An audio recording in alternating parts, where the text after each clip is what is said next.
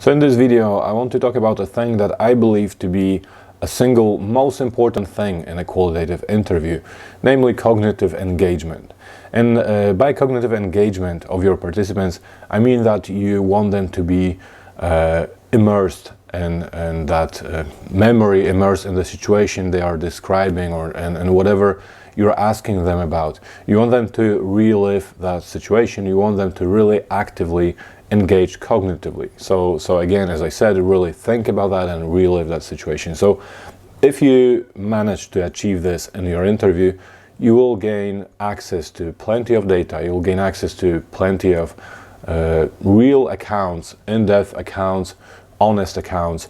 Your participants will be happy to tell you more. They will expand on the topics they are discussing. So this is an ideal situation, obviously, for the interviewer. This is what sets a good interview apart from a bad interview. In the bad interview, they will just give you some quick responses, basically hoping that this interview will end soon. And in a good interview, they hopefully are enjoying this interview.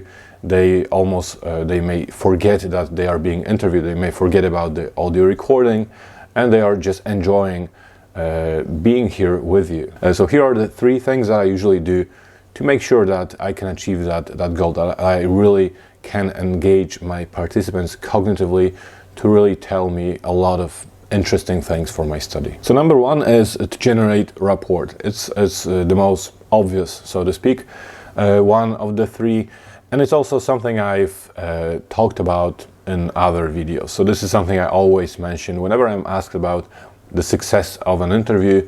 Very often I say this is the most important thing throughout the interview, to have good relationship with your participants, to generate rapport. However, if you think about it, the reason why it is the most important thing for me is specifically because if they generate rapport, if I generate good rapport, if I make sure that they are enjoying, again, the situation, they are not stressed, that they trust me, ideally that they enjoy being here with me, this means, again, that I can get them involved cognitively. So that's my main motivation. As much as I want them to enjoy the situation, and I genuinely want them to not to be stressed, my real I guess motive for that is that I want them to be thinking about what we're talking about. I want them to really focus, and I want them to engage cognitively. And of course, you want to know how to generate this rapport, how to make sure that they are not stressed. So there are lots of things. Again, I mentioned these things in several other videos, but generally, the number 1 rule for me is just to be your real self. Just to be your real self, be extremely transparent. That's included in that, about the whole situation, about the whole interview, about your role, about their roles. Be extremely transparent. Don't try to be too formal. Again, of course, I know there are exceptions to what I'm saying. It really depends on who you're interviewing, what you're talking about. But overall, don't be too formal. I'm always extremely transparent. I'm trying to be myself, which means that, for example, at the beginning of the interview, in addition to the normal things that you usually required to say, so obviously thank them for participation, maybe briefly describe the study again. In addition to this, I always talk about our roles. So I explain, for example, that this is a qualitative interview, a research interview. I explain that I like to talk. I like, as much as I'd like to talk to you today, unfortunately, I'm not really required or expected to talk too much. I explain why, because it may influence, negatively affect validity of my findings, because I don't want to influence your responses, basically. Also, what you say is my data, what I say is not considered my data.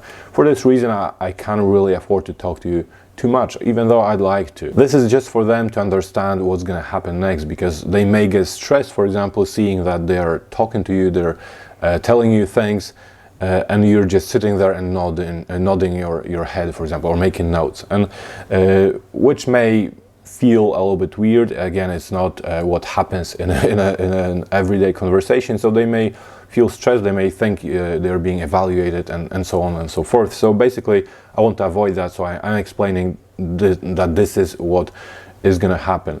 I'm explaining that it's not exactly a normal conversation, because I'm in that role of a researcher, so I can't really talk too much, but everything you say is interesting to me. Then of course I have to explain the situation with this little device, audio recording device, because again it's not common to be audio recorded, and this is again a common reason why people are stressed, because people don't like to be audio recorded. They feel stressed when they see that device, which is understandable. Again, I always talk about this. I'm not just pretending that it's okay for me. I don't care about this. You may be nervous, but I'm completely fine with this, because again, you're not generating rapport this way. I want to ensure we're on the same page, we're on the same team almost. So I'm usually telling them that they will be audio recorded.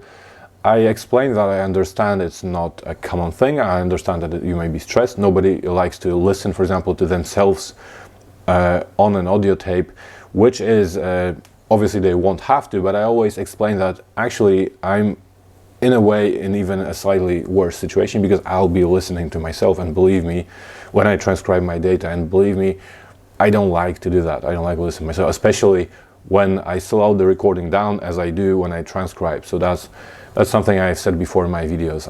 Once I slow the recording down, I pretty much sound drunk, and I have to cope with that for a couple of hours when I'm transcribing. So that's what I literally tell them. Obviously, this kind of relaxes the atmosphere. Sometimes we laugh about this. So, but again, I'm just making sure that I'm not that detached researcher, formal official researcher in a suit, and they are just my participant, but rather we're in it together. Let's get through this together. That's basically the message. And then of course, in addition to this, there are lots of other ways in which you can generate that rapport. It's not just limited to the beginning of the interview, it's throughout the whole interview, that you want to be yourself. You want to show them that you're listening, that you're really interested in what they're saying, and you're not just doing that to tick off some boxes on your interview guide. So this means, let them speak, let them share what they want to share. I hate when people just kind of cut the interviewee off and say, okay, well, this is not relevant, or we're going to talk about this later, let's focus on this now. Yeah, just don't do that. Let them speak, let them, if they want to share something, let them share it with you, because if the moment they realize you're not interested in what they have to say, you basically failed. So throughout the whole interview, you want to ensure that this is a good atmosphere. Of course, this will also link to where the interview is being conducted, all kinds of things. If it's possible, if they want it to happen, for example, you may conduct it in a cafe or in their home, in your home, whatever is convenient, in a park. So all of these things are important. Remember, I think, regardless of what you do, what you decide, all of this, there's one thing that you have to understand, which will make it easier for you to be real and to achieve all of these things. Just remember that there is no requirement that this has to be a strictly formal interview. There is no such requirement. The requirement is that you have to obtain that data, and how you do it, well, depends on you, of course, to some extent, but I hope that you know what I mean. And the second way relates to the way you frame the interview questions. I have a whole video about developing an interview guide, so I talk a lot more in that video about this approach that I'm about to mention now. However, the whole idea, so firstly, when people don't tell you something, there may be several reasons. I always explain that to my students. There are several reasons why people may not tell you something. Of course, they may willingly decide not to tell you something. This is the worst thing, and again, there may be lots of reasons for that, including that they don't trust you, they don't like you, they don't want to be here. Maybe you failed to generate that good rapport that I just mentioned. And usually we tend to assume that this is the reason. They don't want to tell me something, or they're not disclosing something. However, it's very important to understand that very often they just don't remember. They really don't.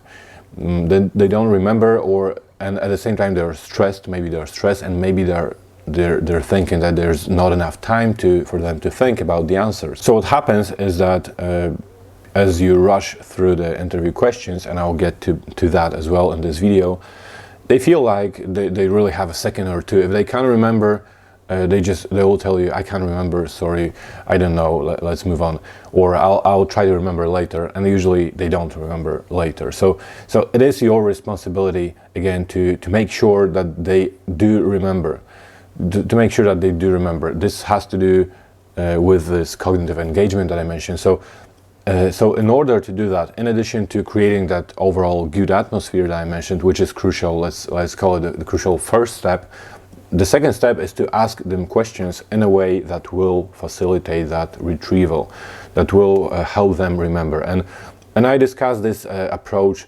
discussed it several times before, but my favorite approach is to ask questions that ask them to imagine things, to hypothesize, to theorize. So quite open and quite abstract questions. So let's imagine a study, and by the way, this is a real study to which I prepared an interview guide, a study of nurses' experiences. Nurses' experiences, you want to know all about these experiences. I don't know what it would be exactly, but let's say some kind of good experiences and challenges that they face in their work, and perhaps ways to improve these experiences or ways to cope with the challenges. Generally, nurses' experiences. So now, let's imagine that I'm asking a question, tell me about challenges that you face in your work, because I want to find out about these challenges. So there may be, again, several reasons why they don't tell me about these challenges. Firstly, of course, they may not feel comfortable talking about challenges, or they may not feel comfortable criticizing their superiors, for example. They may feel that perhaps, although of course I told them this is not the case, they may feel that maybe this will be disclosed somewhere, maybe they'll get in trouble. So that's the most obvious reason. But the second reason is that they probably don't remember. Again, there are so many things to think about. They are in this new situation, they're being audio recorded, they're being interviewed by somebody that they don't know. So again, they may just not remember. There's so much to think about if you just tell them, ask them to tell you about the challenges. So what I like to do instead is to ask these questions, these creative questions, as I said, that ask them to require them to imagine things. So for example, I may ask them to imagine the worst possible day that they may have as a nurse. So even if I'm not asking, I may also ask them, think back to the times when you had a particularly bad day, and then start probing from there. So, why was it a bad day? What happened? So on and so forth. But this one is even more abstract, because this one is literally taking all that pressure off their shoulders, because I'm just asking them to imagine something. I'm not telling them straight away, tell me about the challenges, or, criticize your superiors to me. Just imagine the worst possible day. If they tell me, for example, it's a day where I don't have any breaks, I work, 10 hours straight, it's a hard day, then I will start probing. Okay, so did this ever happen to you? Or, does it happen to you? Is it important for you to have breaks? Do you often not have breaks? Do you wish you had longer breaks? So this kind of thing. So I'm getting from that abstract imaginary situation to real situations that may have happened to them. Then I may also ask them a similar question, but the opposite, to imagine the perfect day. Imagine the best possible day at work for you. What would it look like? Just describe it to me. Describe everything that you do, everything that happens in your perfect day at work. So they may again start telling me things. I have 2 breaks. Each break lasts for half an hour. So again, I'm gonna start asking, is that what happens usually? How many breaks do you have? Do you think you don't have enough breaks? Do you think your breaks are too short? Is that a challenge? Would you like to change that? So all kinds of questions. Then I may ask what happens during the break. They will tell me I can drink coffee. We have a coffee machine, and I'm eating food from canteen, and it's delicious. So again, of course, I'm gonna start asking, do you have a coffee in your canteen? Do you wish you had coffee? Are you allowed to drink coffee? Do you enjoy the food in the canteen? Do you have a canteen? So all kinds of things start to emerge from these imaginary questions. So that's what I mean. I really like asking these kinds of questions. And what happens when I ask these questions is, as you can see, they are getting engaged in that situation, because we keep talking about more or less the same situation for a while. So I'm not jumping from one question to another. I'm asking them to talk about these things. Very often what happens, if I ask them initially, for example, tell me about some of the challenges that you face, they really can't remember. Again, they may feel like there is no time for them to try to remember, and then we move on. But then I start asking about these imaginary things, and usually what happens is that with my help, they start to remember. So again, as I said, is that what happens? Do you wish that happened? And then they may remember, oh, actually, you asked about the worst, possible thing. I remember now. I had this day and they didn't let me have a break. So this is what happens. They are thinking about that. This is even what the police interrogations involve, this cognitive interviewing technique, where they want you to engage cognitively and think about a certain situation from all possible angles. So this is what I'm doing during the interview. Just a quick note before I get to the third piece of advice. If you have an interview guide, for example, you want to look at it with me, or maybe you're struggling to develop your interview guide, feel free to reach out, look at my website. There is a link under the video. Look at my website. There are services that I offer, and one of the things that I often do with my students, and in fact I have just done that yesterday and the day before yesterday and the day before yesterday, we look at their interview guides and I offer this kind of advice, except that it is more personalized because I can look at your research questions, your study aims, and together in that private tutorial we will try to develop interview guides such as the one that I am describing just now. So feel free to reach out. And finally, the third thing that I usually do to facilitate, to encourage that cognitive engagement has to do with the structure of the interview. So the previous one was about the structure of individual questions when I talked about these hypothetical questions. The final one is about the structure of the whole interview guide. So firstly, there are guidelines that suggest that we want to when we arrange the order of the questions, we want to keep the ones that are the most cognitively engaging ones until the end, or the second part of the interview. So basically, you don't want to be starting the interview with questions that are extremely hard. So, questions about, let's say, tell me about your identity formation or things like that. So you don't want to overload them straight away. Instead, you want to start easy and then gradually go to the more difficult questions. So that's a general rule in interviews and also in surveys and questionnaires. And secondly, this has to do with the number of questions and how structured the questions are. So of course there is such thing as structured interview, which is basically like a survey, but the problem is when people aim for a semi-structured interview and end up with something very similar to a structured interview. So they have lots and lots of questions. They're very short, very narrow, very structured, and there are lots of them. So there are multiple pages of the interview guide, and there are several problems with this. The main problem is that when you do that, when you ask so many questions, you won't give the participant a chance to be immersed in that experience, to relive that experience, just like I said before, because you keep changing the topic, you keep switching to the next and the next and the next question. So like I said, they may feel like there is little time to give you a response. That's the first problem. They will tell you, okay, I'll tell you if I remember later. But they will not remember later. You can be sure of that. They will not remember later, because later you switch the topic again and they won't even remember what you were asking them. They won't remember what they were supposed to remember later. So it's a big problem. There is constantly a switch, a change of the topic. They don't have time to think. They don't have time to reflect, to get immersed in that experience, to get cognitively engaged if there are lots of structured questions. There are several other problems related to that as well. So the participants will quickly learn basically that in fact you expect such short answers. You have short and narrow and focused questions. You don't really elaborate on what they are saying. You're not asking for elaboration, but rather you're moving to the next and the next and the next question. So they will learn the pattern. They will think, okay, he or she expects me to move through these questions fast. Again, for this reason, the first thing that will happen is that they may be anxious and worried that they don't have time to think about the answer, so they'll just tell you they don't remember. Secondly, they may simply lose interest. They may lose interest because they will realize that you're not really interested in broad conversations.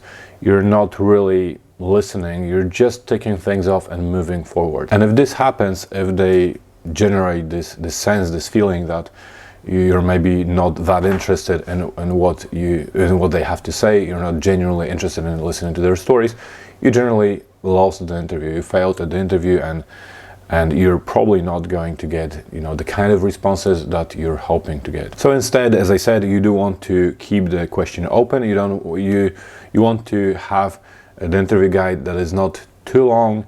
The questions are relatively open-ended, so this gives plenty of opportunity to elaborate, to discuss, to slowly move between the topics, operate more or less within similar topics, like I said before, moving on to the next. So generally that's my advice. This will give you much more flexibility. You won't be that stressed about moving on to the next, you know, the next question, and they will have a sense that it's in fact more like a natural conversation. In fact, they are enjoying this, you're listening to them, it's fun because they can imagine things, hypothesize about things. So this is likely to get them really engaged, to get them to think and focus on one thing at a time.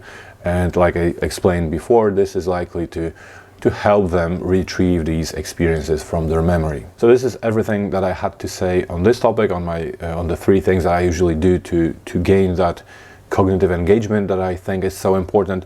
But here is another video that I think you should watch. In this video, I specifically talk about developing an interview guide. So in this current video, I haven't really focused on the process of developing the questions, how I arrange them, what I do first, what I do last. So in that video, that's exactly what I'm focusing on. So you should definitely watch it.